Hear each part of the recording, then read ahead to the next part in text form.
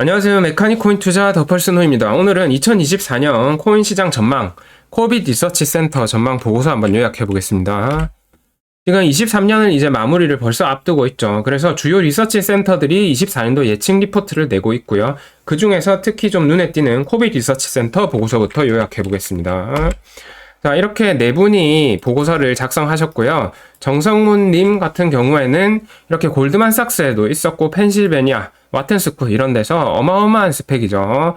여기서 리서치 센터 장이십니다. 그리고 최윤영님 같은 경우에는 여기 서울대 증권금융연구소, 서울대 경영 박사, 미시간 주립대, 삼성경제연구소 역시나 후덜덜 하시죠. 그리고 강동현님 같은 경우도 쟁글 리서치 애널리스트예요. 그래서 서울대 졸업하고 석사 이렇게 땄고, 김민승님 같은 경우에 블록체인 프로젝트 전략기획 소프트웨어 개발했던 개발자 출신이죠. 그래서 4명이 각각 다 전통금융, 쟁글, 그리고 여기는 서울대 경영경제연구소, 이쪽은 개발자 출신으로 강점을 다 가지고 있는 매우 화려한 스펙을 가진 팀이라고 볼 수 있겠습니다. 자, 먼저 정성문 리서치 센터 장부터 보면요. 세 줄로 요약하겠습니다. 코인 시장 시총 3배 상승한다고 하네요. 그래서 4조 5천억 달러에서 5조 달러, 12만 달러 이상 간단 말이죠. 엘살바도르 외 추가적인 국가의 채택, SEC와 코인베이스 소송이 합의될 것이다. 이렇게 보고 있습니다. 자, 먼저 4조 5천억 달러 왜 가느냐 했을 때 긴축 끝난다 이거죠. 그리고 비트코인 현물 ETF, 이더리움 현물 ETF 다 승인될 거로 보고 있고요. 기관 자금이 이제 쉽게 들어오기 때문에 10만 달러는 돌파할 것으로 보고 있는 것으로 보입니다. 그리고 엘살바도르 외 추가적인 국가의 BTC 채택은 이제 수년 전부터 여러 국부 펀드들이 BTC 투자를 해온 것으로 확인했다고 합니다. 코인베이스에 직접 8월 달에 갔을 때 국부 펀드의 투자 내역을 수년 전부터 투자해왔던 것을 알고 있었고, 그리고 이런 것들이 뭐 채택으로 이어질 수도 있고, 아니면 여러 국부 펀드가 비트를 이렇게 사는 형태로 더 갈 수도 있겠죠. 그리고 SEC와 코인베이스 소송이 합의를 할 거라고 보고 있습니다. 미등록 증권거래소 운영 혐의로 기소되었죠. 그래서 이 말은 뭡니까? 코인은 증권이다 이런 얘기죠. 코인베이스, 크라켄, 바이낸스가 기소됐고요. 코인베이스에 상장된 코인이 증권임을 법원이 인정하면 SEC가 이기는 건데, 자, 리플 판결에서 뭐라고 했죠? 가상자산은 투자 계약의 구성 요소일 뿐이지 증권이 아니라고 이제 법원이 말했거든요. 자, 이게 무슨 말이냐 했을 때, 이게 과거 선례가 있어요. 투자 계약과 그 구성 요소에 대해서 보시면은 쭉 뭐가 많은데 재밌는 게 있어요. 비버 분양자가 있어요. 분양자의 아기 비버를 대행으로 키워요. 그래서 성인 비버를 팔아서 수익을 창출했다고 합니다. 요 조그만한 애를 잡아다 와가지고, 잡아온 게 아니죠. 대행으로 키워준 거죠. 그러면은 이 가치 전달 매개가 뭐죠? 비버죠. 그래서 비버가 증권이라 했을 때 아니다 이런 얘기죠. 다 비슷한 얘기예요. 농장 분양자 뭐 이런 것들. 그래서 코인이 이런 거죠. 가치 전달의 매개 수단이지 그 자체로 증권이 아니다. XRP가 아기 비버다 뭐 이런 얘기죠. 그렇게 말했기 때문에 코인베이스에 있는 코인들이 증권이 아니게 될 것이다 이렇게 보고 있습니다. 자, 그러고 그 다음 최윤영 분석가 보시면은 두 줄 요약하면은 상반기에 이더리움 현물 ETF 출시할 것이다. 그리고 SEC 코인베이스 소송은 결론이 안 날 거라고 했네요. 조금 의견이 갈리죠. 자, 먼저 보겠습니다. 이더 현물 ETF 출시. 사실 여기도 의문 가진 분 많죠. 아니, 비트는 그럴듯한데 이더까지? 이런 생각할 수 있는데, SEC는 행정절차법 APA에 준하여 판결을 내야 하고요. BTC 선물 ETF 현재 승인됐고 1월 현물 ETF 승인 가정한다면은 이더리움 선물은 지금 이미 승인이 된 상태잖아요. 그러니까 이게 행정절차법에 일관된 판결을 내야 하기 때문에 비트코인 선물 현물을 승인하면은 이더는 선물까지 승인을 했으니까 당연히 현물도 따라와야 된다 이런 거죠. 케인 가면 손 간다 이런 거죠. 그래서 현재 이더리움 현물 신청된 7개 중에 가장 빠른 최종 기일이 5월 23일입니다. 이게 5월 23일 이때 기준으로 어떤 큰 움직임이 있을 수 있겠죠. 그래서 법원은 유사 상품에 대한 차별적 규제 처리는 불법이라고 말한 상황입니다.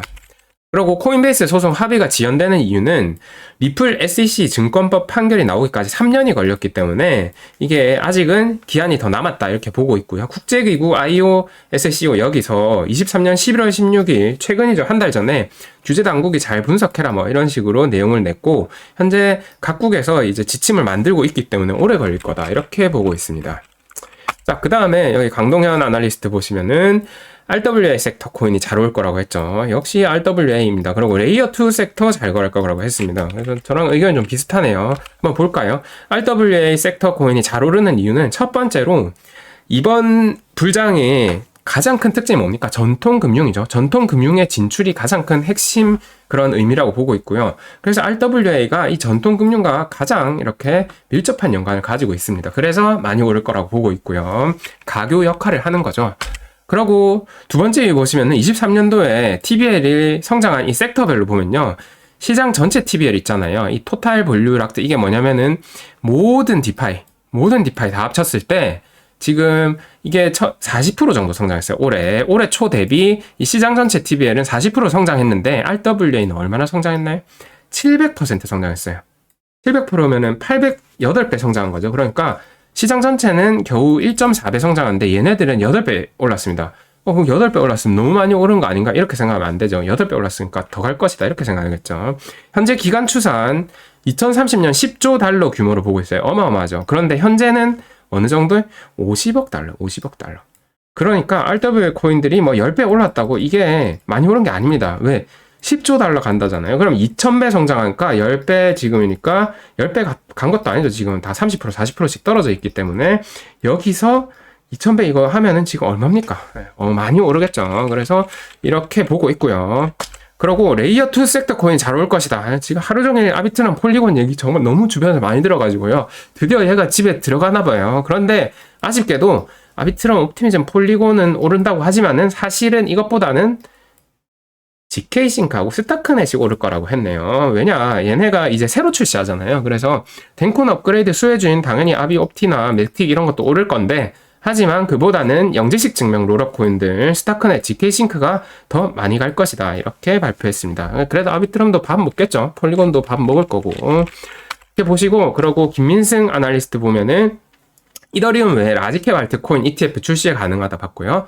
이 사건은 수많은 잡 알트코인이 더욱 소외될 것이고 부익부 빈익빈을 가를 것이다. 그래, 이 말은 뭡니까? 스캠 코인들 그냥 막 가지고 아무거나 사면은 오르는 그런 시장이 아닐 것이다. 이렇게 예측하고 있는데요. 일리가 있는 것 같습니다. 그리고 현물 ETF 승인 후 BTC 수탁 파트너로 대부분 코인베이스를 지금 지목하고 있거든요. 그러니까 현물 ETF 승인에 이 여러 수혜주가 있겠지만 당연히 비트코인도 현물 ETF 승인이 그 수혜주겠죠. 근데 코인베이스 자체도 주식도 뭐 많이 오를 수도 있고 그리고 코인베이스 영향력이 강화되면서 미국의 영향력이 더욱더 강화되겠죠. BTC가 다 코인베이스에서 보관을 하게 되면은.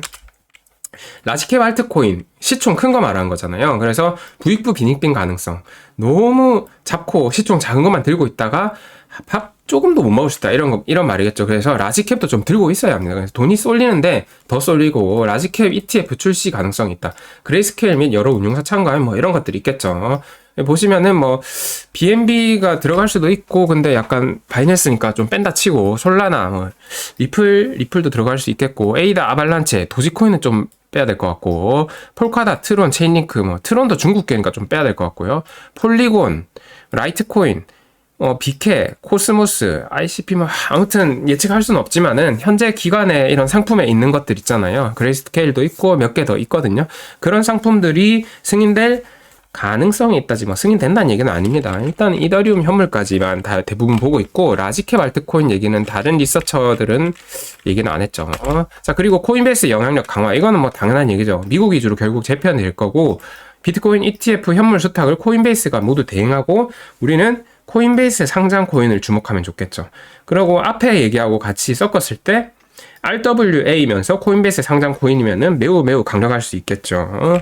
네, 그래서 요약하자면은 BTC 현물 ETF, 이더 현물 ETF 모두 승인될 것으로 대부분의 아날리스트들이 보고 있고요. SEC, 코인베이스, 크라켄 미등록 증권 판매 거래소 소송은 의견이 좀 갈리고 있습니다. 내년에 결론 난다, 안 난다. 그리고 전통금융이 이제 진입하는 의미가 이번 불장에 있기 때문에 RWA 섹터를 최고로 보고 있고요. 레이어2 영지식 증명 코인들, 뭐 옵티미스틱 롤업 이거 말고 GKL 롤업 코인들 말하죠. 그게 상승 예측하고 일단 지금 가장 빠른 건 이겁니다. DK싱크고요. DK싱크가 출시한다 치면은 셀레스티아처럼 저렇게 폭발적으로 상승할 가능성도 좀 있겠다 보고 있고요. 미국 위주 재편 라지캡 알트코인 ETF 출시 가능성 이것도 보시면은 너무 잡코인으로 막 90% 채워놨다가 라지캡만 엄청나게 오를 때 배고플 수 있습니다. 그래서 이런 것들 뭐 폴리곤, 솔라나, 아발란체 체인링크 이런 것들 좀 들고 있으면은 이렇게 만약에 저런 거 ETF 출시할 때 배부르게 먹을 수 있겠죠. 네, 그래서 24년 코인 전망 오늘 미래를 한번 다 같이 봤고요. 이렇게 코빗 말고도 다른 센터 것도 한번 앞으로 조금씩 분석해 보겠습니다. 오늘 영상 여기까지 하겠습니다. 감사합니다.